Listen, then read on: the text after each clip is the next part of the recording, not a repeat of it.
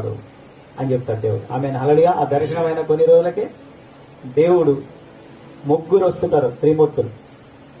అబ్రహాము ఎండవేళల మిట్ట మధ్యాహ్నం ఇంటి బయట ముందు గణం దగ్గర కూర్చుంటాడు, అరుగు మీద కూర్చొని చూస్తూ ఉంటాడు.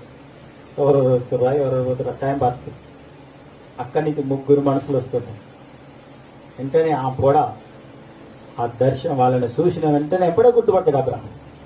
పరిగెత్తుకొని పోయి వాళ్ళ పాదాల దగ్గర సాష్టాంగపడి, నా దేవా నా దేవా, నా ఇల్లు దాటిపోవద్దు, మా ఇంట్లోకి రా, నేను నీళ్ళు ఇస్తాను, నువ్వు కాళ్ళు కడుక్కో, భోజనం చేపిస్తా, భోజనం చేయి, మధ్యాహ్నం పూట కదా, రెస్ట్ తీసుకో, చల్లబడ్డాక నీ దారి నువ్వు వెళ్ళొచ్చు, నీ దాసుని దాటిపోవద్దని బదిలాడుకుంటాడు. సరే నీ ఇష్టం వచ్చినట్టు.